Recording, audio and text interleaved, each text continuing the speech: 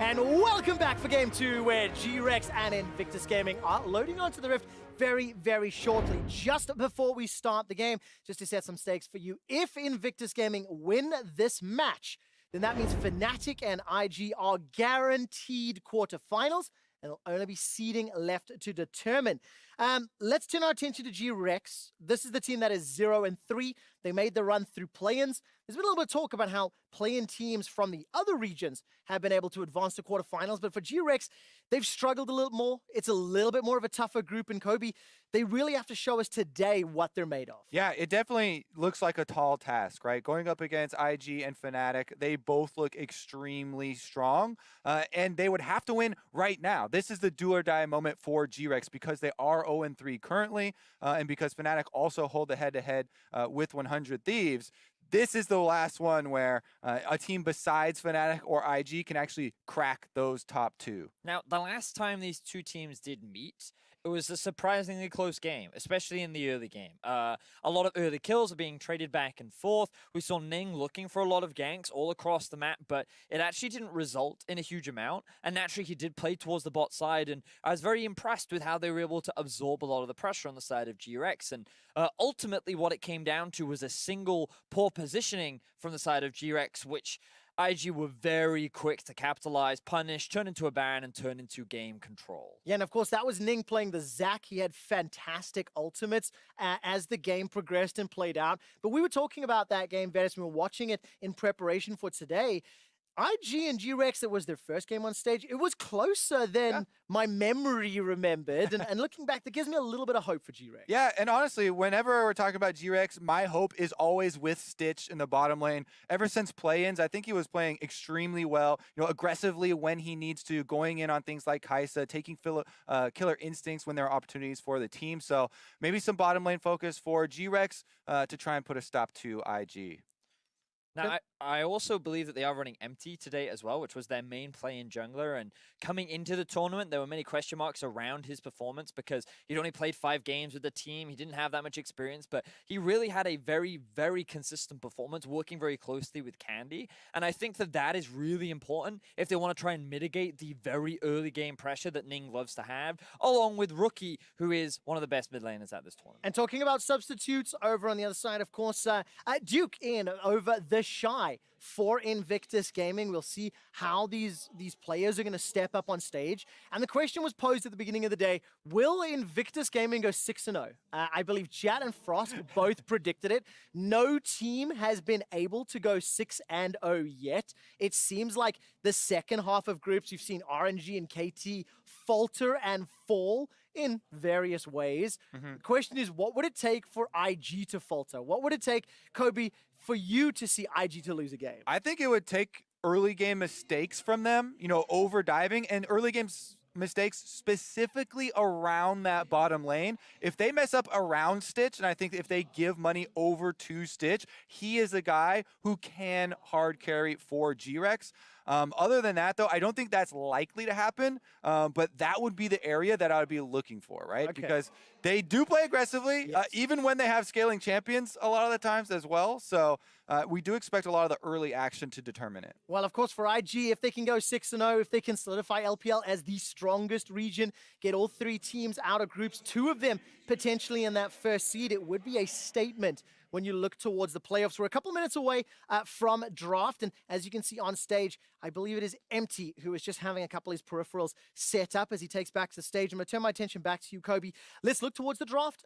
What do you think is priority for these 2 specific teams, and what would you like to see, maybe, let's say, GRX playing to try and get that huge upset win? Oh, I thought you were going to give me the easy start and go with IG side, but we'll go with GRX's side. Honestly, I still have the Kai'Sa in my mind for Stitch because it does give them that win condition of, if Invictus Gaming make some early game mistakes and fund the Kai'Sa early and, shoot him up to a Rage Blade completion into some of these items where they can really snowball, that's kind of where I do see it happening.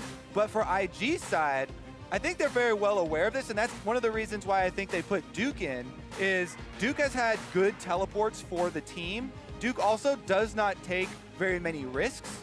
So I feel like they're kind of covering their bases here. They don't want to, overextend in any sense of the word. Now, last time we saw these two teams match up, Invictus Gaming actually heavily prioritized the Kai'Sa, and we know that JackeyLove is actually a very talented Kai'Sa player, and when going back and watching how he plays, the thing that I find fascinating about him is how aggressively he plays on this champion. Level 1, he walked up to a Varus Tahm Kench and just throws out the Q, lands two orders, and he says, no, I don't care what this champion is supposed to do. I'm going to play it my way, and I'm going to get in your face. And tied back in with your point, Kobe, I think GRX need to take it away from him because of how confident he is on this champion. All right, a lot of focus for us in that area. Currently, Alistar early banned by IG this time around, and the supports for setups for the bottom lane have been incredibly important.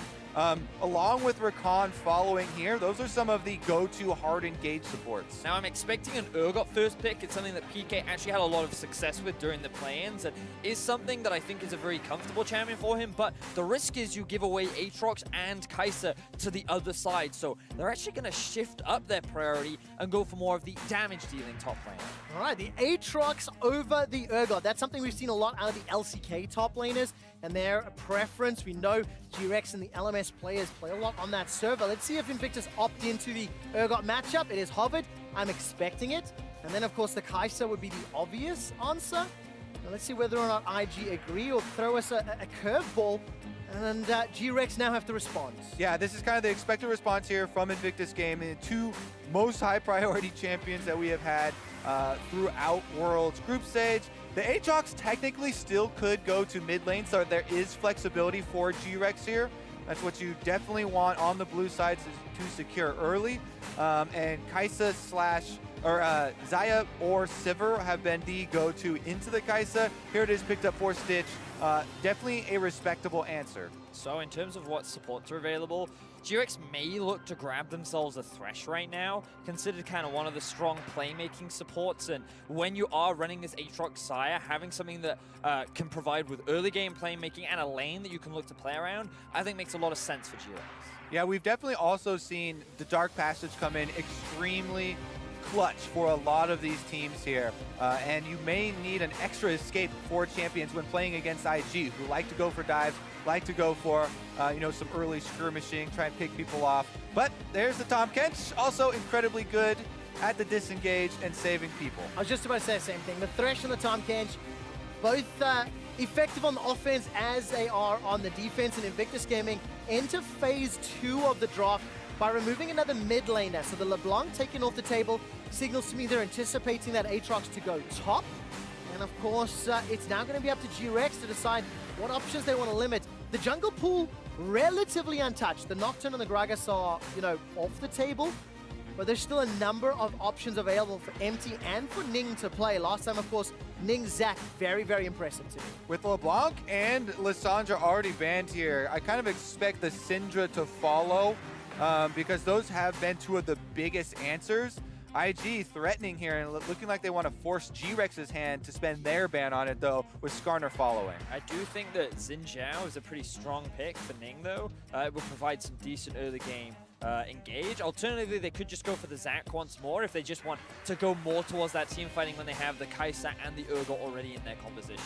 Yeah, split focus here. The jungler bans coming in. I feel like Invictus Gaming saving that counter pick for Rookie are so threatening. Rookie is a guy that will play the Echo. He will play a Yasuo or something like that into an early Syndra pick and absolutely go for the outplay. And it's nice to see Ning on an early game playmaker. We talked a little bit about the Xin Zhao with that taken off the board. He then goes towards one of his next comforts, and GRX, they're just going to go for what is a big comfort pick for Candy in the mid lane as well, but also considered one of the safest blinds. I think they've been baited, though. I think that they have been baited here, Vedius. Rookie ready with the counter pick. We'll wait and see, but as you mentioned, the Camille pickup does do a lot of things for Ning. Very early and aggressive jungler here. You can control Scuttle Crabs from the beginning. And of course, one of the responses to that early game, the Lee Sin, is potentially being locked in for GRX. Just go back to Candy Syndra. 7 times played this year, 71% win ratio, and all eyes on the counter pick. All eyes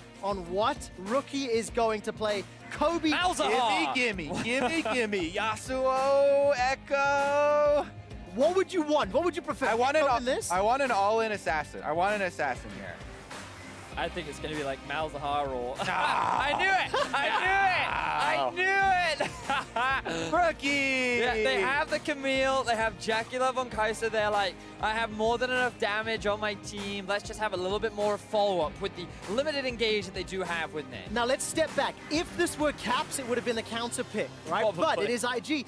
This surely, what I'm trying to say, surely this signals maybe a mature view of the game, because like Vedius pointed out, there are a lot of damage states, there are a lot of carries, so maybe you don't need it. Yeah, okay, so as exciting as we're getting for assassin picks, the Galio just makes more sense. And as Trevor brings up, the mature win with the victory in mind. Galio plus Camille plus Kai'Sa here. This is absolute destruction for a late game team fight. Camille the perfect engage and set up for a Galio because Hextech Ultimatum forces whoever you catch to stay within the Galio knockup.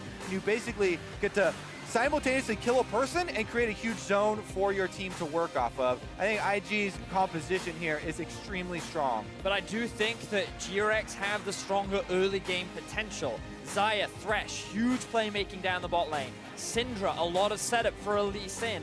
Aatrox, enough damage in the top side of the map. If they can just find an early game lead against one of the best early game teams in the LPL, not only will it be a huge achievement, but it will be how they find their win today. We're going to find out how much additional power the team composition gives the players, because just like you said, Vedius, it is an uphill battle.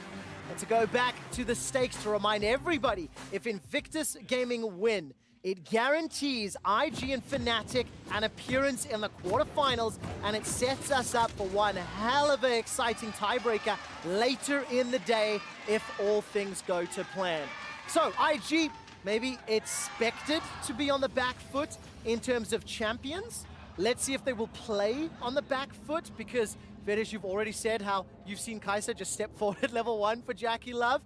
And unfortunately, we do have a very brief pause just before we learn into the game. Also, honestly, with the Camille jungle, even Galio can fight 2v2s very well, right? Galio does have good setup. Early on, Syndra doesn't have the damage output that she will later. So that possibility of 2v2 skirmishes breaking out is still there, even though the Galio is the more team-oriented pick for later. But while we do have some time, I want to go back towards this bot lane of IG. And when we get into game, if we have the possibility to just look at some of the early levels, we can really try to illustrate how some of these LPL bot lanes love to play. And it's something that I kind of read in an interview with, it was one of the AD carries from either EDG or IG, but they're like, we play against Uzi. Like, this guy is the best AD carry in the world, and we play him regularly. And then you go up against other AD carries who are practicing against him, and so we have a lot of talented AD carries in our region, and we like to play aggressively. We like to gain our own advantages, and that's why you see a lot of jungle attention invested around there. But at the same time, it's just not a style of AD carry that you're used to seeing, because of how willing they are to just get in your face, look for every favorable trade. And even though on paper the matchup shouldn't look like it goes your favor, the LPL AD carries often make it do. Also, it's a very good investment in the bottom lane. There are 2 champions down there, so if you spend your time down there, you kind of get double for your money, having a stronger support, a stronger marksman. Also, with the archetype of how that class is actually built, that is your carry for later in the game, trying to focus on both objectives, pushing down turrets, winning team fights. It gives you so many options if you can find success in that area of the map. And of course, it's going to be up to GRX to try and stop it, right? If all the chips and the experience and the abilities in favor of Invictus Gaming, our eyes are on GRX. As you can see on screen, we do have a pause. PK has reported a mouse issue to our referees, and the technicians and QA team are busy working with him right now. I don't think it works, Trevor. I mean, have you tried plugging in and unplugging it? That's what the guys are doing while they're investigating that.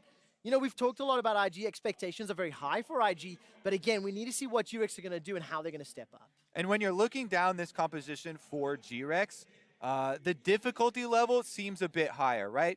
Their engage comes from either Aatrox literally seeing someone by themselves, popping ult to get the move speed and trying to run at them for a pick. But other than that, it's skill shots from Thresh or Lee Sin making a crazy insect play, right? So it's not going to be as reliable for GRX if they don't get this early game lead. That's what they want to do. If they can get control of vision, though, early on, that could be where we see success for them. Lee Sin creating plays, having Fog of War to get long-range Syndra stuns into Thresh hooks off. Those can be very devastating picks, so you can definitely snowball with this composition, and they do have the damage output to back that up. And that's why pressure kind of falls on Empty with the Lee Sin. We saw what Broxah was capable of doing on the champion, and expectations now fall on the jungler of GRX to be able to make these opportunities happen, because in terms of individual skill, you just kind of look at these LPL players and they're considered the trident for a reason. They're able to carry through their bot or through their AD carry, through their mid laner or their top laner. And Jackie Love has demonstrated multiple times how talented he is. Rookie is regarded as one of, if not the best mid laner right now in the world. And Duke and Shy both have been powerhouses in the LPL. I have a question for you about Empty, because of course Empty and Bebe, the substitutes for the GRX roster, Empty played a lot of the games through play-ins where GRX went 7-1. They come into the group stage, and they've actually played 2 of their 3 week 1 games with Bebe, which was a little bit of a surprise to us. Venus, what are some of the benefits that Empty can bring, not only because he has more stage experience here at Worlds, but also he's been able to watch backstage for 2 of their 3 opening week games? Well, I think the thing about Empty is just he was more willing to do stuff. And I think that's why I really enjoyed watching about him in the playing stage. Ever eloquent. Sounds like a great resume title. That's it. I'm so willing to do stuff. Give me the job. You play with some solo queue junglers, you're just like, if you could just do anything, that would be great. And this is the kind of guy that does a lot of things. He's really good at finding early game plays, especially around his mid laner. Candy and Empty were the duo that we often talked a lot about during the playing stages, where they found a lot of their early leads. And when you have this Syndra, plenty of setup, combined with the damage from a Lee Sin, I feel like that is just one of the many lanes that they could attack. All right, well, let's get onto the field here. Both teams have loaded in. Everybody's got their peripherals ready and completely lined up 1v1 right down the middle of the map, Trevor. What is it, the line of scrimmage? Is that the is what we official call term? it here. Well, that's exactly what happens. And a small traders rookie gets the Winds of War. Damage advantage, IG. Taking a look down the summoner spells, nothing too crazy. I like seeing the spell book on Urgot up in the top lane. It'll give Duke a lot of options as the game continues to play out. A lot of options for an important game. This is definitely not a scrimmage. This is the last chance for GRX to open up this group. If IG win this game, they will guarantee themselves and Fnatic quarter-final spots. There's a lot riding on this one, and IG can't look forward to their later game versus Fnatic. They can't ignore GRX right now. I mean, regional pride for both teams, but for very different reasons. The LPL coming in with extremely high expectations, potentially, arguably, maybe, definitely the best league in the world if IG can top their group. And the LMS, they've faltered. You know, the LMS, one of those leagues that when you expect things from them, expect high praise, they maybe potentially, or maybe fall over a little. Regardless of that fact, we're on screen. Candy with this Syndra going into the Galio. Gonna have some early shenanigans up his sleeve if Empty with that Dark Harvest Lee Sin decides to come play around. And Candy takes a big chunk to the face, but Scatter the Weak easily sidestepped by Rookie, and that's an advantage to one of the best mid laners in the world. Yeah, I mean, oftentimes you'll see Galio focusing mostly on hitting those AoE abilities on the minions. Big trade there from Rookie, also using his Aftershock. Meanwhile, we do have the early Scuttle Crab here from Ning, revealing himself on that ward. Should be the response from Empty to get the bottom one before Ning is able to transition. Plenty of river vision early on. Is going to see this blue buff invade. What will GRX do about it? Does he go for the counter or try and collapse? As of right now, going for the counter and heading into IG territory. So it looks like Ning is just trying to get a bit of information as to what Empty is up to. He should know that a full bot side clear was done by Empty, and so now the jungler immediately heads back towards his blue buff, but I think Empty should be able to get this one in time. Yep, gonna be able to finish it off here. He does have Smite, finishes it also in Fog of War while Ning is gonna use his abilities on the Scuttle Crab. Actually, he never used his E. Well, take a look at this. Koala's already left lane, was waiting for that hook shot to go out. Ning decided to hold the trigger, and instead he will get both of the Scuttle Crabs at the cost of his blue. Yeah, it's very important in these early skirmishes. If the other jungler uses one of their main abilities like hookshot to get a stun onto Scuttle Crab, that's when you jump on them and look to try and punish them, take some health advantage, and get a little priority in the jungle. There though, Ning not going to waste it, and even though they both saw each other, it's pretty much a reset, as we have a base from Empty to get a bunch of little pieces of Tiamat coming through, and they will meet again at the opposing blue buff. But the important thing, good stun from Ning. All right, take a look at this. Empty's in some trouble. Sonic with on his target. He's running for his life, down to 100 HP. Ning's got no more cooldowns. You can see on the bottom left, and he decides to back away. Empty has not left lane yet. Critical as well. Candy just went for a base. So IG have full control of this area. Rookie can rotate over, whereas Candy has no teleport and is walking from the fountain. So this is why the entire play was safe from Ning from the get-go. And what surprised me was just how Ning goes straight onto Empty rather than the blue buff, because you recognize that the enemy jungler is there. He'd already set up the vision earlier, and he's like, okay, I know I can out-trade the Lee Sin at these early levels. I know that I have priority mid and in top lane, and if Empty tries to commit, not only does he run the risk of dying to me, but I know that my support is going to get here first. So Ning walks away without losing too much. 100% for the Camille. If you land your hook shot, you win the trade. Chasing Empty out here, making him play defensively, and now he's walking over IG Vision if he wants to try and get back into this game. Oh, this is so scary. 2v2 starting out, but IG are fully aware. Empty manages to flash away for his life, but the sweep shot comes out, and one more precision protocol. That's the Galio setup we were talking about for the 2v2 skirmish in the mid lane here. IG find first blood. Ning is rewarded on the Camille, but Rookie taking a lot. All right, that's a good stun. Candy may find the kill.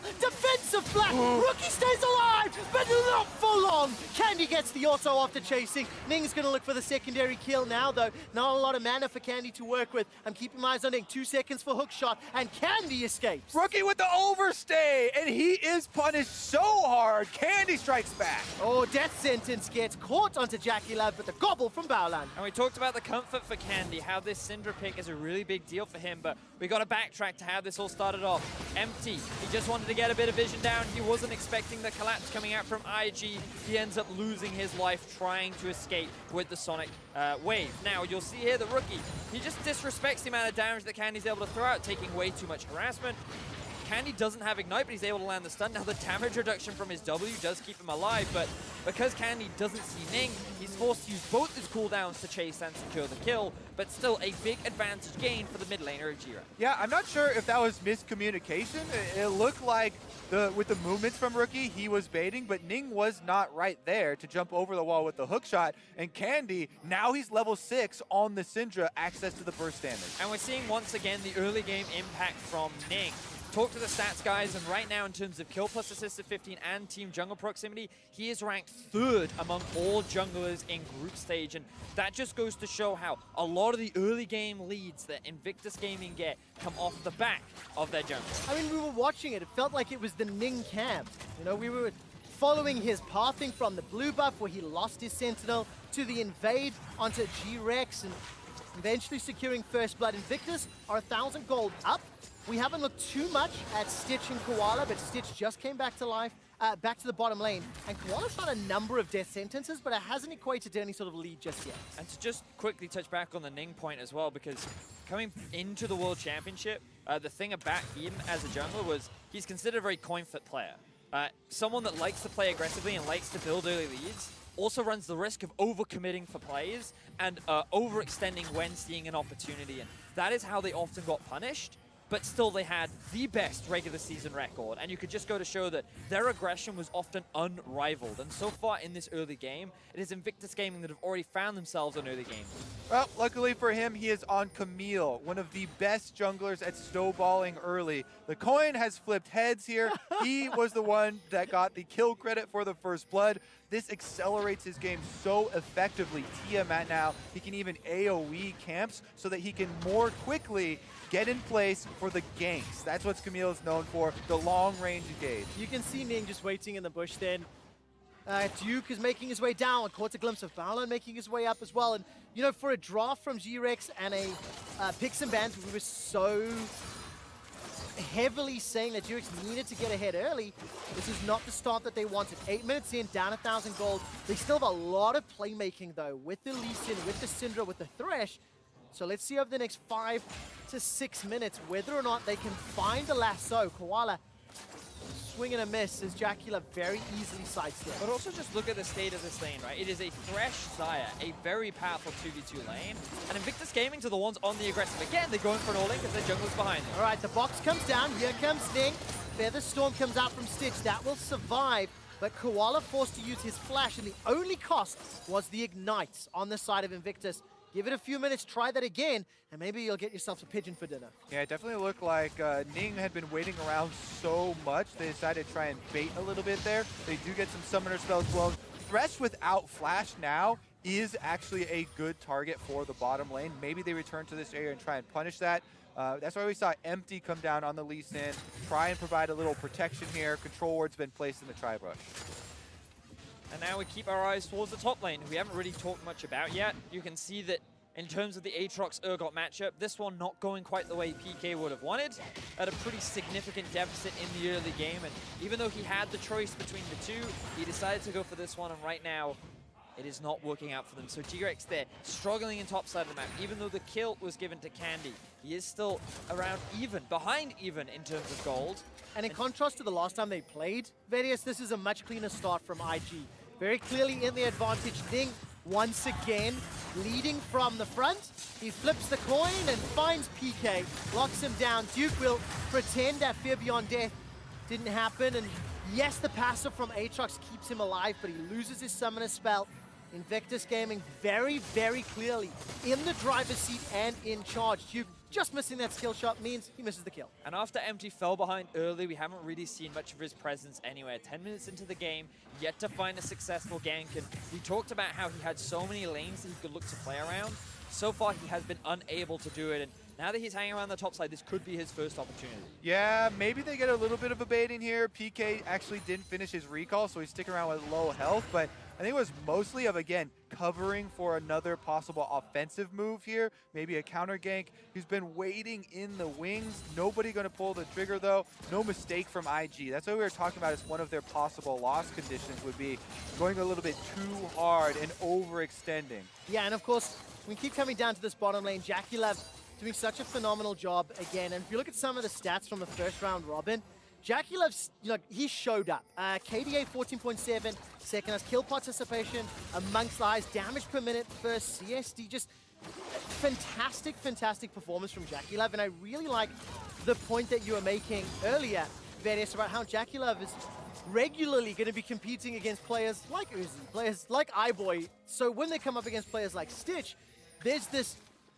gravity chamber effect that allows the LPL ADCs to just perform at a higher level. Yeah, it's a pleasure to watch, and I was very impressed with how IG played around their bot lane, especially when they went up against Fnatic. That match will obviously be happening later in the day, but already Jackie Love has now claimed his CS advantage once again on the Kai'Sa. I think the only champion that he played so far in the group stages. And IG, they're very comfortable with how this game is going right now. They sit on an early gold lead, they have the better team fighting later on into the game, and they're kind of setting up Jackie Love to be that big damage dealer later on. That's it, can confirm. 14.7 KDA, as we mentioned, 3-0 on that Kai'Sa. It appears no other team in this group has felt the need to take him off it or has prioritized other champions, for better or worse.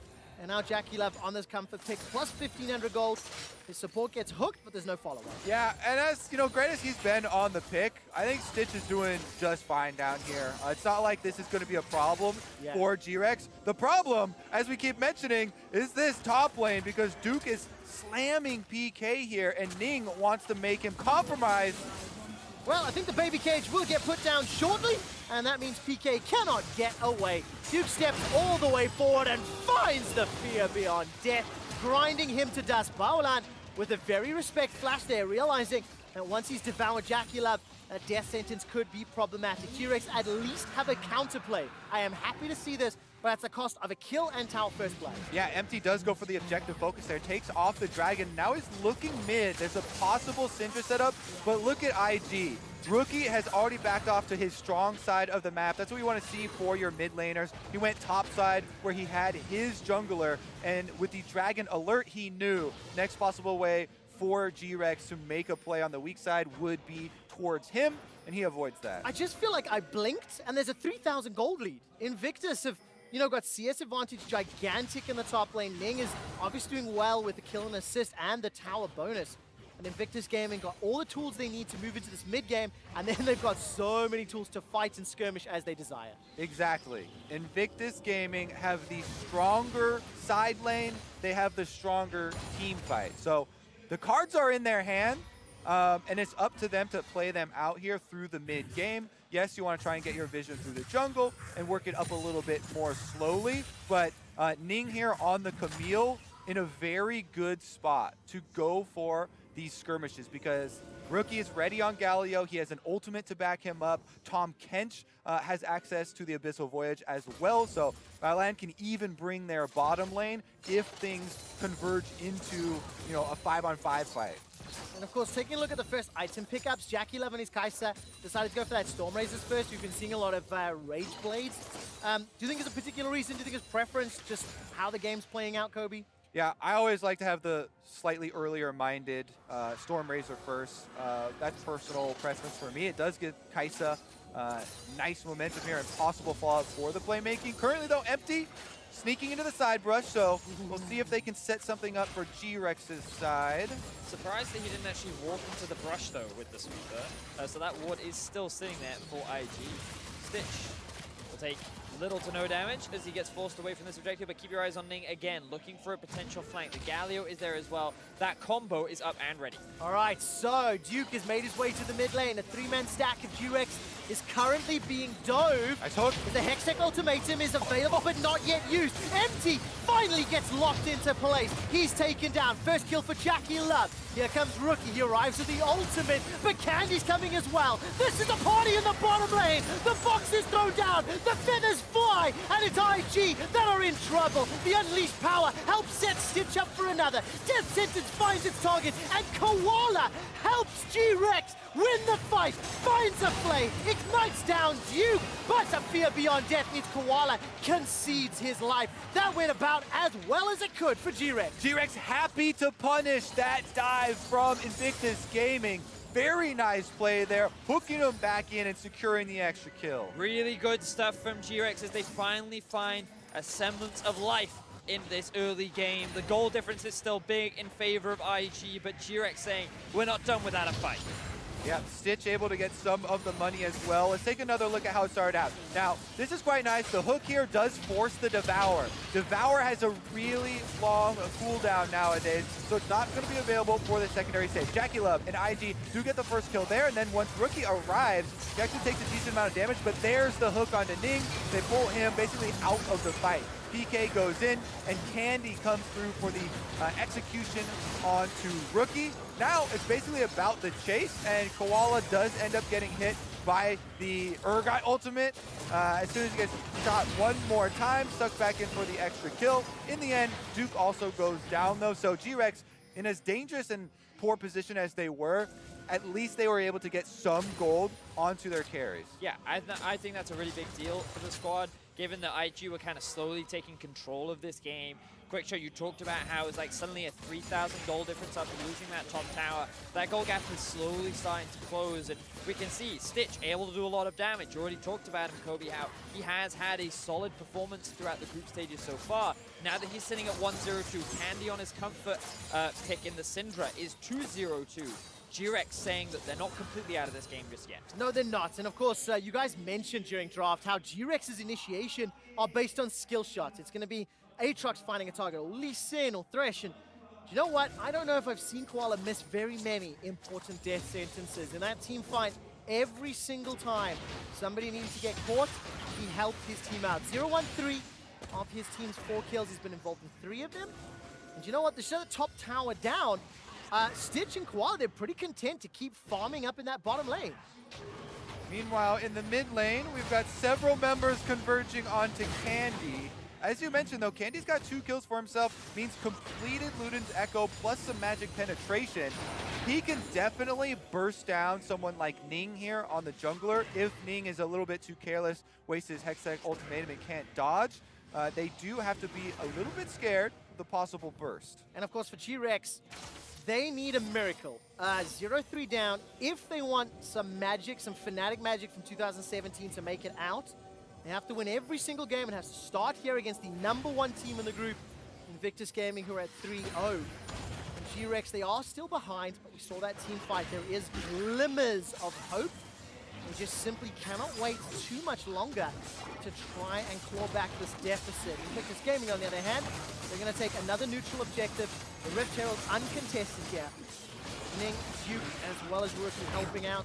And this is just going to allow them to take out most likely that mid turret in the next few minutes. So for Invictus, it's just squeezing the life and squeezing the freedom from GRX. So, Ning coming in the mid lane. Oh, Stats of the Week looked pretty good, but it simply wasn't enough. Ning takes the ultimate to the face, but he's able to survive. There comes Duke with the ultimate and a very easy double kill for Invictus Gaming. And I was just about to say, this game looked very similar to the last one, where at about 20 minutes, things looked even until a single play started to swing things in favor of Invictus Gaming, and that was the kind of play they were looking for. A good dive into the mid lane, secures a tower, and 2 more kills.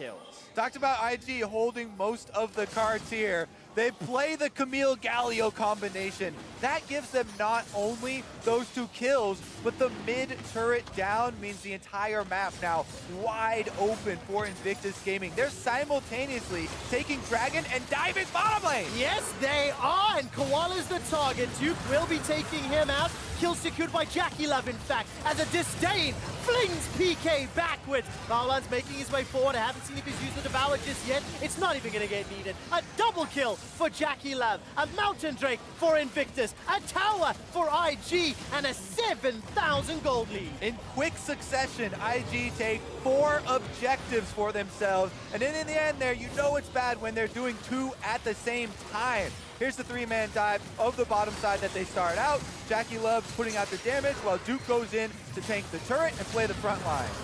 And Invictus Gaming, it's just because they have a numbers advantage that they're able to just dance so aggressively like this. Jackie Love, he was forced to use his heal on the backline to just get out of that dangerous Aatrox situation, but pick after pick, GRX not showing the right amount of respect, and IG, they just take everything that's available. Yeah, they had not even given GRX enough time for Empty and Candy to revive from the fountain. Those 2 guys ran as quickly as they could from the fountain to that play, and were only able to arrive to see the pieces.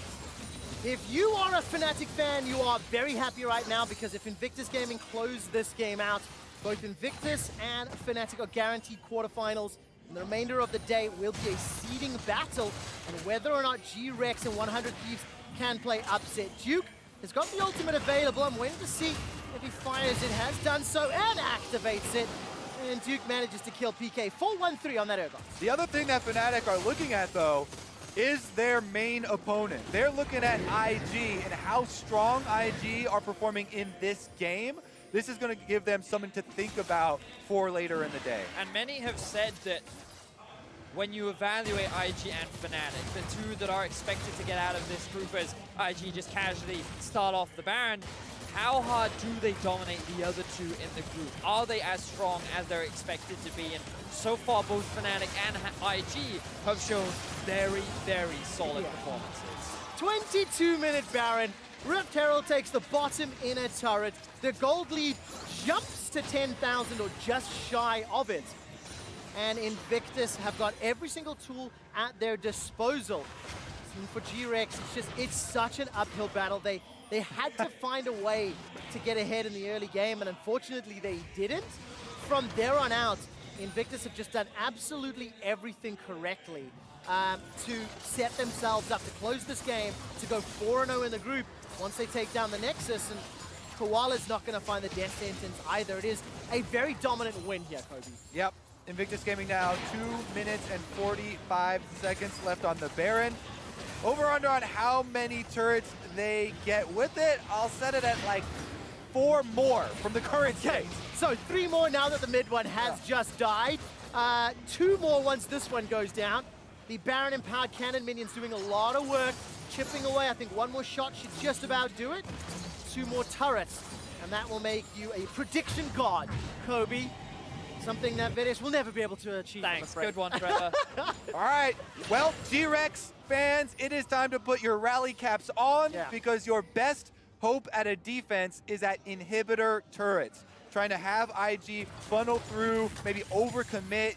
Hopefully you could get some sort of split to the team fight, but you are facing overwhelming odds from the IG onslaught that is going to come forward because, again, their road forward is so easily paved with hard, long-range engage. Camille Galio and Urgot can easily tank turrets as well, so there's definitely a lot of safety for IG as well as the offensive power. And it's such a difficult scenario to be in. Not only are GRX on the cusp of being eliminated from playoffs, but they also will be facing Fnatic in their very next game. So they play the 2 back-to-back. Invictus Gaming have got 11,000 gold up. They've got a composition that has got so much margin for error even without the phenomenal lead in the Baron buff. It's just a very, very difficult situation to be in. Invictus have got a minute and 10 to take 2 more towers and prove Kobe correct. To chunk down the mid inhibitor, and with those death sentences not finding a target, Kobe, it is infinitely more difficult for GRX. Yep. There's still a minute left on the Baron. Invictus Gaming, they were pushing in all 3 lanes, but now they've reduced it down to 2. 5 members of GRX coming towards Rookie. All right, let's see what he can do. Starts to channel the torch, flashes forward into 3. Look at the Winds of War. They've already found Stitch. Jackie Love jumps into the backside, and it's Ning that gets himself a double kill. Fear Beyond Death pops the passive of PK, and yes, Empty finds a kill onto Jackie Love, but as it stands, it's a 4-for-1 in favor of Invictus. Absolute obliteration from the side of Invictus Gaming. GRX, they thought they could get the collapse onto Rookie, but it was he who collapsed onto them. 4 members of IG still live, and they're looking for the base. 20 seconds left on this Baron. A couple of minions onto the Nexus turrets. Number 1 has fallen. Number 2 is the focus, and Empty is feeling empty as GRX are eliminated from playoffs. And Invictus Gaming, they're not done yet. There goes the Devour. Invictus qualify for the quarterfinals. Confident and clean win from the side of Invictus Gaming. It all started off with Ning in the early game, really dictating the pace, keeping Empty down, and overall finding a lot of very successful plays. 4-0-5 at the end of that game. With the first 2 games of the day going to the favorites, this sets the stage for the race to the end of the day and the rematch, Fnatic versus IG. We already know these are the 2 teams that are going to get out and go to quarterfinals, but in what order? And the question is, who gets to play upsets? Every single group has had upset results where underdogs toppled champions, where the heavy favorites suffered losses. RNG and KT Rolster both fell to weaker opposition in their groups. The question is, who's going to pick up the win, if at all, against Invictus? That's a question we're going to try to find out later today. And to figure out how IG won this game, let's head to our analysts. Thank you very much. Quick shot. Important to note off the top that both IG and Fnatic are now locked for the quarterfinals with this victory. But we want to take a look at how IG did it. And so often when we talk about these lopsided matchups where there is an expected result, that the team considered an underdog should do one of 2 things. They either need to index heavily into the early game and try and run away with it, and or index heavily into the late game and just hold on until they can start winning team fights. GRX, they made their decision, but I'm going to let Frost help break down the approach from both teams. Yeah, so it feels like GRX, their idea was to go all early game lane dominance. And against Invictus Gaming, that makes a lot of sense. They are the lane kingdom team. They love to play pre-15 minutes. And so GRX understood, we're not going to survive into the late game. We must meet them toe-to-toe there. Whereas Invictus Gaming, we're all about reactionary. Jat actually said something that I really loved right before this segment. It was the fact that Invictus Gaming are willing to skill check on 3 different types of matchups right now. The Xayah Kai'Sa, the Syndra LeBlanc, and the Urgot Aatrox. And if you leave either of those champions up, they believe that they have better players, they'll take the opposite side of the matchup, and they'll beat you. A lot of flexibility on the side of IG with the players that they have on this roster. Let's take a look at the bans, though, and the approach from GRX in dismantling IG. So the first thing that I want to talk about was the Aurelia and the Akali. Again, Invictus Gaming have huge champion pools. They can play everything and they can flex it between multiple members. You must ban both against them because it doesn't matter if this is the Shy, Duke, or Rookie. They will play both Aurelia and they will both play the Akali. Now, the interesting thing for me was the Rakan ban. By banning Rakan and having both Aatrox and Urgot open, it allows you to have a stronger priority pick for either one of the top laners. If you don't ban the Rakan, I believe that the priority pick must go to the Xayah because you cannot give Xayah Rakan to second rotation Invictus Gaming. You're just automatically going to lose. They decide on the Aatrox as the priority pick because they believe that they have the better side of the Aatrox Urgot skill matchup. That said, Duke did go ahead 70 CS, so probably took the wrong gamble there. Right, he was happy to take the Urgot side of the matchup. Interestingly, the Kai'Sa comes in then for Invictus Gaming because that Rakan is not available to them anymore to duo up next to the Xayah. Yeah, and once you see the Kai'Sa and the Urgot come through, because again, Duke's like, it's fine, it's a skill-based matchup, I see your Aatrox, I'm gonna take the Urgot anyway, it's such a huge champion. Kai'Sa has been popping off for JackeyLove. The next rotation is then grabbing the Thresh and the Xayah. Exactly. So they see the Kai'Sa, they know that they're going for late-game team fights. Again, GRX, they want to hit Invictus Gaming as hard as they can into the matchup. They grab a 2v2 kill duo lane, and then the immediate response from Invictus Gaming is to grab the Tahm Kench from Balan. They say, okay, they're trying to kill us, we have the Kai'Sa, we can scale up. Let's get more safety and have a little bit of a seatbelt there on that bottom lane. Right, then we hit the point in the champion select where both teams have the opportunity to recognize the other team's approach and strategy and take a couple picks away. So already we've seen some aggressive picks out of GRX. IG can respond to that. And GRX, in attempting to keep that early game dominance, can remove just a few more picks from the table. Let's take a look at what they did. Yeah, and for me, this is the most interesting part of the ban phase. So the fact is that Invictus Gaming have the LeBlanc ban. And this is saying that if you pick the Syndra, there's no longer a counter pick there. So Syndra now rises massively in priority is kind of what they're going to grab. Now, IG do have the first pick out of red side. So with the LeBlanc ban, it feels like coming into second ban phase, they're saying, okay, we're going to grab the Syndra first pick out of it. We're fine to blind pick it because we feel like you don't have anything to counter us out. Then they go Lissandra and Xin Zhao. I would have actually changed this Lissandra ban for a Camille ban. Now, we just saw Ning pop off on the Camille. He plays 3 champions. He plays Xin Zhao, he plays Camille, and he plays Zac. If you ban Xin Zhao and Camille there, chances are that they'll grab the Zac pick. They've done this in the LPL. And suddenly, with an early game composition, having the Xayah and the Thresh, Zac can't gank before level 4, level 5. You have a much larger window where you can be proactive on the map. I think by leaving the opportunity for the Camille pick to come through, one of his signature picks, that's where they kind of took a step back and didn't go all the way on their game plan. Yeah, you have to pick your poison. Are you going to try to ban out Ning? You're going to ban out Rookie. I feel like GRX kind of took neither, and then they ate both. Ugh. That's not what I want to hear for this squad. But of course, we saw as it played out, early kills coming in for the Camille off to the races. You already mentioned as well the fact that the Urgot got off the ground in what is considered a skill matchup by many teams. But more than anything, what speaks to me here is the fact that IG buys themselves so much real estate because of the strength of the players across so many champions. And with that diversity, you saw the struggle that GRX had in even trying to dismantle this roster. And exactly, and even though GRX put their composition beautifully for early game, you think about Syndra, you think about Lee Sin, think about that level 6 power spike and the ability to assassinate anyone there. It was Invictus Gaming who struck first. They got the first blood with beautiful vision setup from the Camille Galio. And while that combo is known for its team fighting prowess, it's not known for its early game dominance prowess. So even with what is considered a late game scaling team composition, Invictus Gaming were able to play it early game anyway, and it speaks to the strength of the roster. PK got his choice of the matchup. He chose the Aatrox. Duke, with the Urgot picking up MasterCard player of the game, says, doesn't matter which side I play, I'm gonna win it. Builds a massive CS lead and rolls to a finish. And it's a massive storyline for Duke. You know, this is a guy that's coming in to replace the Shy. The Shy had so much hype built around him in spring, but Duke says, no, I'm no longer just a tank player. I can play the carry matchup too. 3 of his most played champions this year were carry champions, including that Urgot through the playoffs. So beautiful job by Duke. Very solid win for IG to secure themselves a quarterfinal spot. But as we move on towards the rest of the day, MasterCard, as our Riot Games' first global sponsor, was on the lookout for some of the hypest fans in Busan and found a few who earned themselves MasterCard Fan of the Day. Today, Si Chang from New York and Peisha from Miami joined Cade and Sean from Perth and Brisbane, Australia, in seat upgrades and matching Worlds beanies as they watch today's games and the subsequent group draw. Now, GRX return to the stage in Game 3 as they look to find a win versus Fnatic, so don't go anywhere.